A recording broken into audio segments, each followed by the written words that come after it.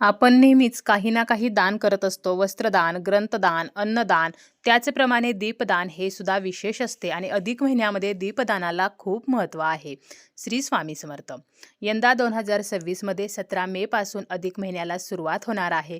अधिक महिना म्हणजे जेव्हा वर्षामध्ये 12 ऐवजी 13 महिने येतात, एक अतिरिक्त महिना येतो, तर तो अधिक महिना म्हणून ओळखला जातो. यालाच धोंड्याचा महिना, पुरुषोत्तम मास, मलमास असे सुद्धा म्हटले जाते. अधिक महिना हा श्रीहरी विष्णूंना समर्पित आहे, त्यामुळे अधिक महिना हा अत्यंत शुभ आणि पवित्र मानला जातो.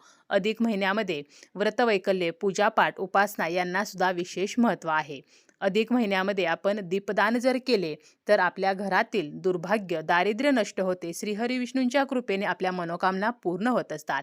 अधिक महिन्यामध्ये आपण दीपदान का करायचं आहे, कोणकोणत्या ठिकाणी करायचं आहे, कशा प्रकारे करायचं आहे, याची संपूर्ण माहिती आपण आजच्या या व्हिडिओमध्ये पाहणार आहोत. व्हिडिओला सुरुवात करण्या अगोदर तुम्ही जर चॅनलवरती नवीन असाल आणि पहिल्यांदाच माझे व्हिडिओ पाहत असाल तर चॅनलला सबस्क्राईब करा. व्हिडिओ माहितीपूर्ण वाटला तर व्हिडिओला लाईक करा.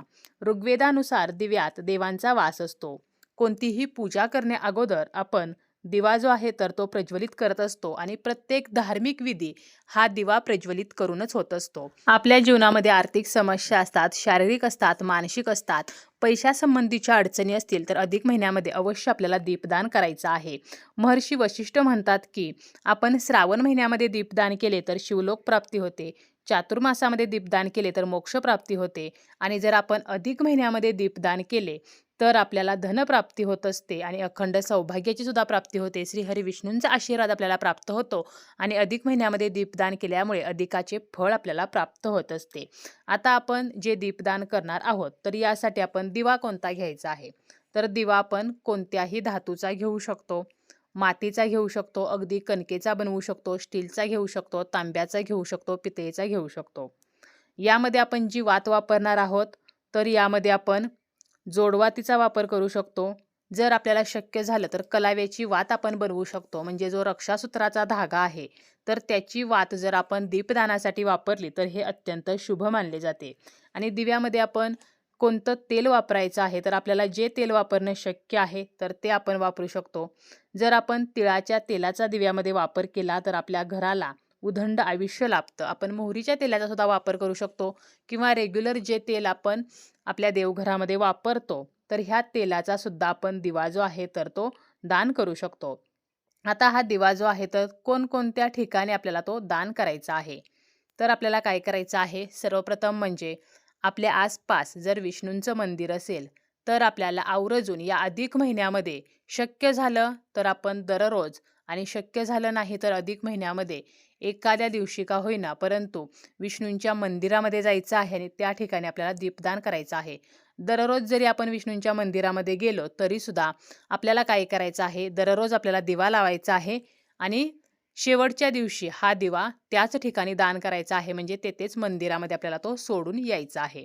आता जर विष्णूंचं मंदिर आपल्या आसपास नसेल आणि प्रभू श्रीरामांचं किंवा श्रीकृष्णांचं मंदिर असेल तर त्या मंदिरामध्ये आपण हा दिवा लावू शकतो, कारण श्रीकृष्ण आणि राम हे विष्णूंचेच अवतार आहेत. जर आपल्या आसपास श्री विष्णू, श्रीराम, श्रीकृष्ण यांचं कोणाचंही मंदिर नसेल तर जे मंदिर आहे तर त्या मंदिरामध्ये आपण दिवा जो आहे तर तो लावू शकतो. आपण मंदिरामध्ये जेव्हा दिवा दान करतो तर त्यावेळेला शक्य झालं तर तुपाचा दिवा आपल्याला दान करायचा आहे. आपल्याला जरी धातूचा दिवा दान करणे शक्य झालं नाही, आपल्याला जरी दिवा विकत नवीन घ्यायचा नसेल तर आपण घरीच कणकेचा दिवा आपल्याला बनवायचा आहे आणि तो आपण दान करू शकतो. अगदी आपण चौमुखी दिवा जो आहे तर तो सुद्धा बनवू शकतो. ज्याप्रमाणे आपण मंदिरामध्ये दीपदान करणार आहोत याचप्रमाणे आपल्याला पाण्यामध्ये सुद्धा दीपदान करायचं आहे, म्हणजे आपल्या आसपास एखादा छोटासा तलाव असेल, नदी असेल तर त्यामध्ये आपल्याला हे दीपदान करायचं आहे. संध्याकाळच्या वेळेला आपल्याला त्या ठिकाणी जायचं आहे, दिवा प्रज्वलित करून एका द्रोणामध्ये ठेवायचा आहे, श्री विष्णूंचं, माता लक्ष्मीचं स्मरण करायचं आहे आणि आपल्याला त्या पाण्यामध्ये दीपदान जे आहे तर ते करायचं आहे. त्याचप्रमाणे आपण पिंपळ वृक्षाखाली सुद्धा अधिक महिन्यामध्ये दीपदान करू शकतो.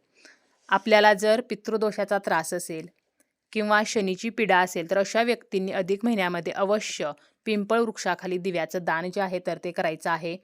आपल्याला सर्वप्रथम त्या पिंपळ वृक्षाला जल अर्पण करायचं आहे. पिंपळ वृक्षाची पूजा करायची आहे, अगरबत्ती वगैरे लावायची आहे आणि त्या पिंपळाच्या झाडाखाली आपल्याला एक दिवा जो आहे तर तो सुद्धा प्रज्वलित करायचा आहे आणि पिंपळाच्या झाडाखाली आपल्याला तिळाच्या तेलाचाच दिवा जो आहे तर तो प्रज्वलित करायचा आहे आणि चौमुखीच दिवा प्रज्वलित करायचा आहे. चौमुखी तिळाच्या तेलाचा दिवा आपण जर पिंपळाच्या झाडाखाली दान केला तर यामुळे आपल्याला पितरांचे आशीर्वाद प्राप्त होत असतात. त्याचप्रमाणे शनीचा त्रास जो आहे तर तो सुद्धा कमी होत असतो. त्यामुळे पिंपळ वृक्षाखाली सुद्धा अधिक महिन्यामध्ये दीपदान करण्याला विशेष महत्त्व आहे. तसेच आपण आपल्या घरामध्ये ज्या ठिकाणी माता लक्ष्मीचा फोटो आहे तर त्या माता लक्ष्मी समोर सुद्धा दिवा लावू शकतो. या अधिक महिन्यामध्ये दररोज आपण तुपाचा दिवा लक्ष्मी समोर लावून त्या दिव्याची वात उत्तरेला करून त्या दिव्यामध्ये दररोज 2 लवंगा टाकायच्या आहेत. श्री महालक्ष्मी अष्टकम आपल्याला दररोज 3 वेळेला म्हणायचं आहे. त्यानंतर आपल्याला विष्णू सहस्रनाम जे आहे तर ते सुद्धा म्हणायचं आहे. असं जर आपण आपल्या देवघरामध्ये अधिक महिन्यामध्ये 30 दिवस जे येतात तर या प्रत्येक दिवशी जर दिवा प्रज्वलित केला आणि जर आपण हे मंत्र म्हटले तर आपल्याला विष्णूंचा आशीर्वाद प्राप्त होतो. माता लक्ष्मीसुद्धा आपल्यावरती प्रसन्न होत असते. त्याचप्रमाणे तुळशीजवळ सुद्धा आपण अधिक महिन्यामध्ये दीपदान करू शकतो. आपल्या अंगणामध्ये जी तुळस आहे तर तिच्याजवळ आपल्याला तुपाचा किंवा तेलाचा दिवा जो आहे तर तो लावायचा आहे.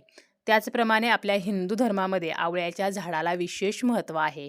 आवळ्याच्या झाडाची पूजा केल्याने माता लक्ष्मीचा आशीर्वाद प्राप्त होतो.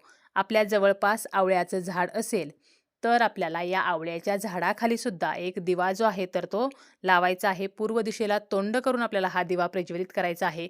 दिव्याची जी वात आहे तर ती उत्तरेला किंवा पूर्वेला करायची आहे.